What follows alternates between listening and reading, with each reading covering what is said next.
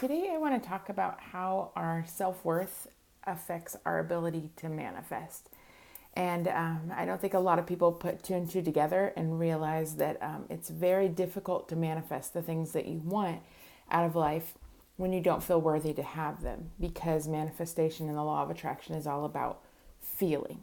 So, making vision boards and saying affirmations and things like that are not actually beneficial unless you can actually feel the feeling of having those things.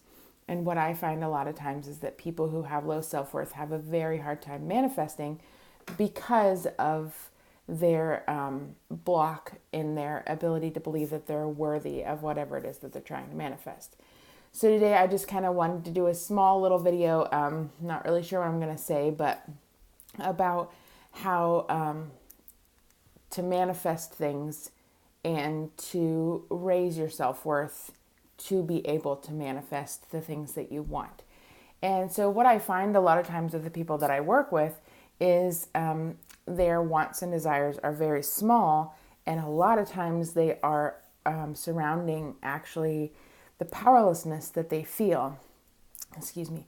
And so a lot of times their manifestations will be things like, I don't want this to happen anymore. I don't want to feel this way. And so their desires are small compared to what another person who has great self-worth might want, because there's more expanse that you can feel and desire when you can see that you're worthy of anything that you could possibly want.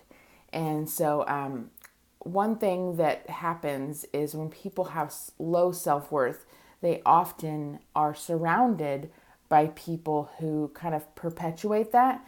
They kind of put out the energy. Now, this doesn't always happen, but it is super common, so I do want to address it. They put out the energy that they are better than you. And those type people tend to surround people who feel less than, who feel like, they're not as good as other people, or they just don't have very good self-worth. And so what happens is kind of like a self-fulfilling prophecy. You're in this situation where other people are looking down on you or judging you, or worse, speaking down to you and trying to make themselves feel better by kind of stepping on your head, so to speak. And then you feel worse about yourself because you're surrounded by people who are putting you down or making you feel bad about yourself. So it's like this cycle that just keeps going and going and going. And so what I've noticed with my clients and people that I've worked with is that this tends to happen, and then people have a hard time even imagining what their life would be like. And so one of the first things that I do when I work with someone is to really get clear on where we are and where we want to be. And so what I have found so often in the dreaming state of where we want to be, it's really just this, basically a letter to themselves about how they don't want to feel this way and they don't want this. And so it's really coming from this life is happening to me point of view. And I don't say that like in judgment at all. It's just they're stuck in this survival kind of mindset. And so they're just trying to make it through the day. And I know because I've been there. I was, lived that way for years and years and years. And you're just trying to make it through the day. You're just trying to the thought of something good or something amazing happening is so far out here, because right now you're just trying to survive this moment right now and make it to the next moment. So you're just in this survival pattern of, surviving this moment, surviving going to work today and whatever's going to happen, then surviving going home and doing the things you got to do and being around the people you're around. And it's just this cycle of surviving versus thriving. And, there's people who can sit down and imagine, this is what happens. I find once I've worked with a client and we get towards the end of our package is they're beginning where they write down what they want out of life, and then the thing they write at the end is just vastly different. You go from feeling like, I just need to survive this day. I don't want to feel like this anymore. I don't want to look like this anymore, blah, blah, blah.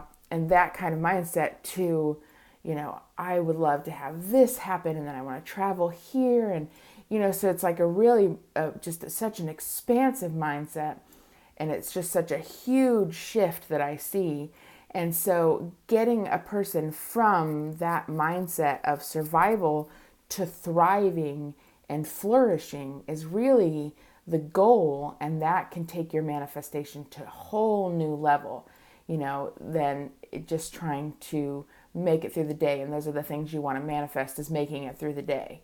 And so one thing that really I think people could start with on their own is to really start to take inventory of where you are in your life and decide, like, who am I today? How do I feel today?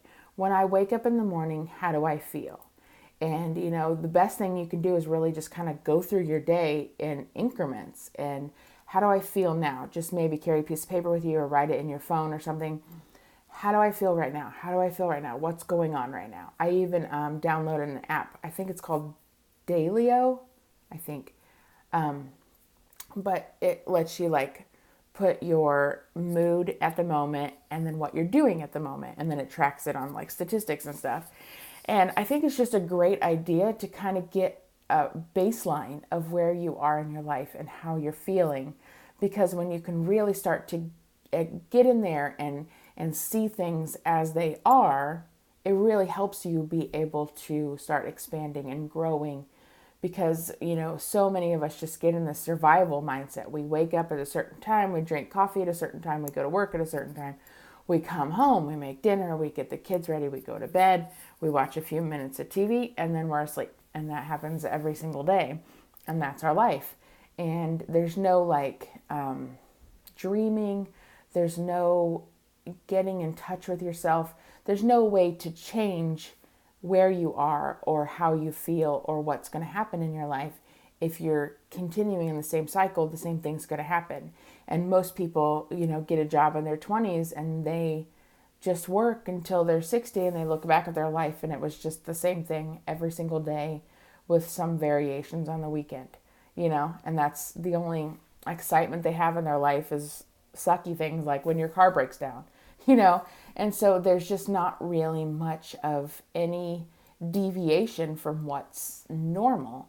And if you can't get your mind, and your mind craves normal, right? Our brains are created to create ruts so that things are easy, so that when you get in your car to go to work, you don't have to think, okay, now I need to turn left soon.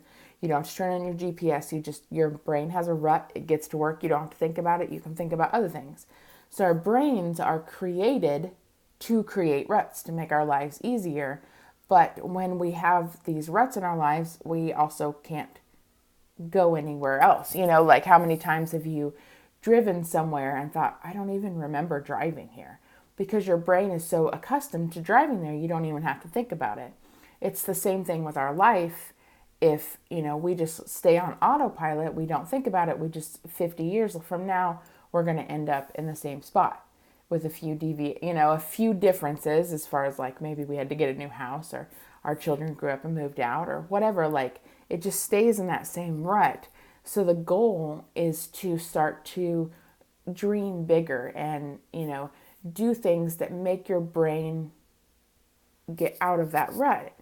But you got to think about it.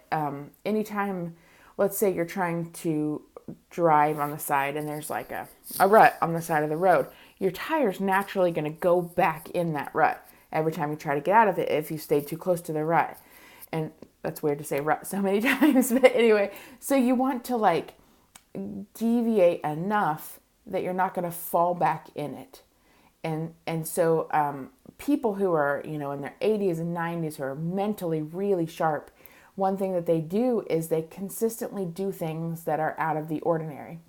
So I heard a guy recently, he's in his 80s, I think it was Bob Proctor, but anyway, he started recently to write with his left hand just to keep his brain thinking and going and doing things. So maybe taking even a different path to work is going to make your brain, get out of that, where it's normal. It's going to make your brain get out of that. And when your brain is accustomed to always being sharp, then you can start to really be creative and think bigger and see yourself in a better light. Because, when we get in these ruts, maybe from childhood or an experience that happened or many experiences that happen that put us in this mindset that we are failures or we're not good enough, we're not pretty enough, we're not smart enough, whatever these thoughts are, they're always come back to not enough. I'm not worthy. I don't deserve this. And they're, thoughts that go in the back of your mind and they're constantly running. And so when you're doing small things like writing with your left hand, taking a different path to the grocery store, switching up your food, even sometimes people will do things like one time I went raw vegan for 90 days. It was just a complete shift off of what I normally do. And, just little things like that, that was a pretty big thing, but little things like reading a book instead of watching TV or vice versa, or going out to dinner instead of cooking when you normally cook or something like that. It just keeps your mind more sharp. And it's also going to help with that mindset of I'm not worthy, I don't deserve this, I'm not smart enough, other people are smarter than me. And one thing that super duper will help is if you stay off social media or only have things on your social media that inspire you to love yourself more. And, my Instagram is really the only thing I scroll. I don't like to scroll Facebook, but, and everything on my Instagram is people that I follow that inspire me and, encourage me and make me feel, more expansive. And so just use anything you can think of to start to get your mind out of those ruts of not being worthy, of not deserving things. Finding people to hang out with, even if it's online, that are those type people that will inspire you and encourage you and cheer you on. All of these things help us get out of these ruts of feeling unworthy, because I find that a lot of times these are just conditioned thought patterns now. You're not actually doing anything that's failing. You're not actually they're just conditioned thought patterns, but conditioned thought patterns manifest the same thing over and over. So if you're always sitting around thinking, I'm not very smart, then, you're going to manifest things that prove to you that you're not very smart. I had a client who just believed that she was so unbelievably dumb. She was just convinced of it. And as soon as I started working with her, I was like, this lady is not even remotely dumb. Where did she get this? And come to find out, it was just, conditioning in her life that made her believe she was dumb, but she was super smart, and she was able to leave her job and get her better job. She was just so unbelievably smart, but these conditionings in her past led her into a rut that made her believe she wasn't smart. And so, doing little things that are unrelated help our brains get out of these ruts, which can help us get out of these ruts of feeling unworthy, of feeling less than other people, and really start to see the world in a different light. If something you struggle with is, maybe you're obsessed with, I find this a lot, of people who are obsessed with healthy food and they only want to eat they have special rules around their food, whatever it is. Lots of people have different rules around their food.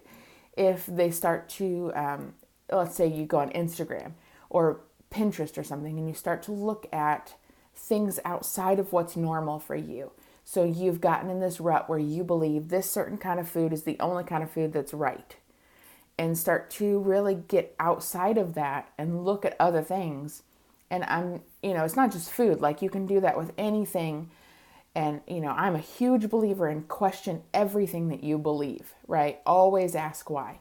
If I think that, you should never eat this or that food, why? Why should you never eat that food? If I think you should never go in this part of town, why? Why? I heard this story a long time ago and I've used it many times, but I just think it's a great example. One day a family was cooking dinner for a special occasion, and they were cutting off the end of the roast. And the granddaughter asked, why are we cutting off the end of the roast? And the mom was like, I don't know. We've just always done that. And so then the mom asked the grandma, or asked her mom, the grandma, and she's like, why are we cutting off the end of the roast? And she's like, I don't know. My mom always did it. And so they asked the great grandma, like, why are we cutting off the end of the roast? And she was like, I don't know. I always did it because my pan was too small. And so like it was just this pattern that had been passed down from generation to generation. And now their pan was plenty big, their stove was plenty big, and they're still cutting off the end of the roast. And so I think just keep asking yourself, why? Why do I believe this? And then, the things that you come up with at the end, you're going to have a much firmer foundation of what you believe versus like, okay, well, I was taught this when I was a child. I went to this church and that's what they taught me. I went to, this school and that's what they taught me. Question these things like, why?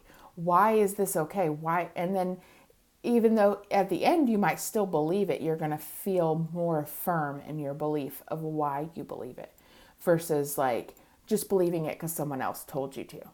And one thing I notice a lot of times people think that teenagers are very rebellious. And I think teenagers are just looking to get to the heart of why. Why? Teenagers always question why. And so if you're not firm in your understanding of your beliefs to where you can explain to them, this is why I believe this, and let them explore and understand their own beliefs and ask questions so that they actually believe things with their heart versus believing it because somebody told them to. Because there's no reason to believe anything just because somebody told you to. How many things have gone wrong in history because people believe things that somebody told them, And you got to think like hundreds of years ago in America, people were told that black people were less than. And people just believed it and they hated people they didn't even know. But when people started questioning, like, why? Why are these people slaves? Like, these people are no different than I am. People started questioning why, and things started to change. And so I think for everything, we have to question why. And a lot of people think it's blasphemous, never question your religion. I say question it because at the end, if you still believe it, then you believe it with your heart versus your head because somebody told you to. So question everything. Question, if your mind is telling you, you're so dumb. Why? Who told me that? Why? What proof do I have that I'm dumb? What is dumb? What do I believe dumb really is? Question these things. Question. And really start to get out of those ruts of feeling unworthy and start to ask yourself, like we are conditioned in our society, especially as women, to look a certain way. And then if you don't look that way, you're not good enough. And question that. Like people are really starting to ask why. Why am I not good enough because I look this way versus this way? That doesn't make any sense. Why do I have to have, this type of clothes or this type of hair or why? And start to question it so that your beliefs are firm and foundation, but it's also going to help with your self-worth, your worthiness. And when you can start to question things, then you can start to see bigger and dream bigger and manifest bigger. And like, for example, I grew up in a mobile home and I didn't think anything of it. My sister did not like it at all. And so she questioned why do we have to live here? And, I didn't think anything of it. I just grew up there. And then when I turned 18, I bought my own mobile home, I just didn't question it. But then I started to see, okay, well, wait, there's more and there's more. But my progression of the type of house that I've lived in has not been the same as my sister's because my sister started questioning it long before I did. And she lives in some extraordinary places, just so beautiful. And she's always going to things that are outside of her comfort zone, even outside of her financial ability. And she's dreaming and she's thinking of these things and she's questioning why. And now she's able to just explore and live in places that are beautiful. And, when I started questioning, like, why do I have to live in the city? I hate living in the city. And now I live out in the country because that's really what I've always wanted. But so that's a little thing. But if I just stayed in that rut of, well, my parents lived in a mobile home, I'll live in a mobile home, and my kids will live in a mobile home, we'll all stay in the same trailer park, you just don't question it and you just stay there. But it doesn't have to be that way. Like, just start to question what is right for you. And then you can see and dream bigger. And it doesn't even have to be financially. You could dream bigger, emotionally. Like, I don't want to be stuck in this rut. I know as a child, I questioned everything and drove everyone crazy when it came to religion. Why? Why do we believe that? Who told you that? Why is that true? I studied the Bible like a fiend. Like, I had so much of it memorized. And I was always like, why? Why are you telling us this? It's not in the Bible. Why? Why? Why? And I just drove everyone crazy when I was a kid because I was just like constantly questioning things. Like, why are we believing this? Why are you telling me this? Why? But I grew up and I've always been very expansive and growing with my spirituality. And that's never been something that I've been stifled in because I've always questioned it since the day I was born. Why?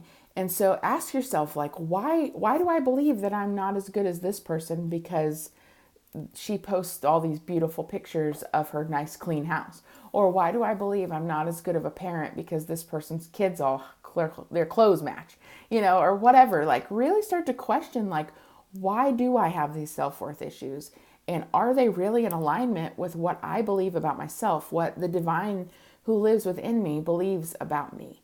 And if they feel crappy, that's your sign right there. Ding, ding, ding, ding, ding. Feels crappy, it's not in alignment with God, with the divine, with the universe within you. And so, start to question it. If it's feeling crappy, question it. If you go to work every day and you hate it, question it. Why? Why do you hate it? Is it your mindset? Is it your job? Is it your boss? Do you need a different job? Do you just need a different mindset? Question why? And you're going to be able to get out of these ruts of unworthiness and start to really get into that feeling of being worthy, of manifesting things, and of growing to a bigger and more expansive mindset of what you want out of your life. What do you want to feel? What do you want to feel when you're around the people who are around you? What do you want to feel when you go to work? Or do you want your own company? Do you want, what do you want out of life? And it's just going to grow and expand. And everything we do, we're looking for a feeling. So keep that in mind. A lot of people fear, like this fear of being materialistic.